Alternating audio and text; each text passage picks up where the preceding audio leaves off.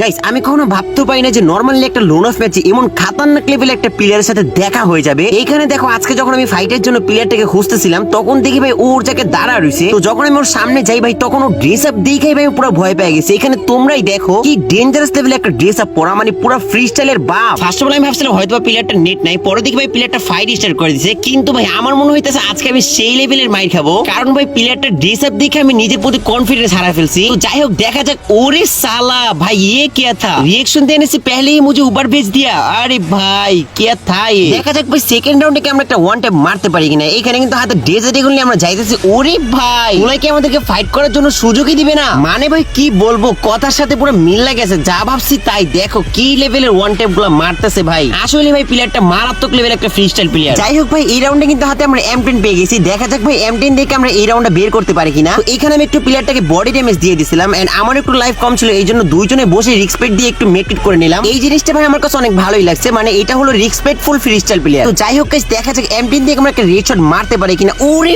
ভাই এইটা কি ছিল, একেবারে মুখের সামনে শটগান দা ওয়ান টেপ মারছে ভাই। মানে ফার্স্টেই বইলা দিছি যে ভাই ফ্রি স্টাইলের বাপ, ভাই কি মারতেছে পোলা এগুলা ভাই। তো এই রাউন্ডে কিন্তু আমরা ফাইট করতে করতে একেবারে লাস্ট জোনে আইসা পড়ছি। আর ভাই পোলার মাইর খাওয়ার পর কিন্তু আমার শর্ট রেঞ্জেই যাইতে মন চাইতেছে না, কারণ ভাই তোমরা দেখছো যে বিগত রাউন্ডগুলোতে পোলা আমার শর্ট রেঞ্জে কি লেভেলের মাইরগুলা দিছে। তারপর গাইস ট্রাই করি দেখা যাক M10 দেখে একটা হেডশট মারতে পারে কিনা। আরে ভাই আমার দৌড়ে বাটন ক্লিক কাকানি।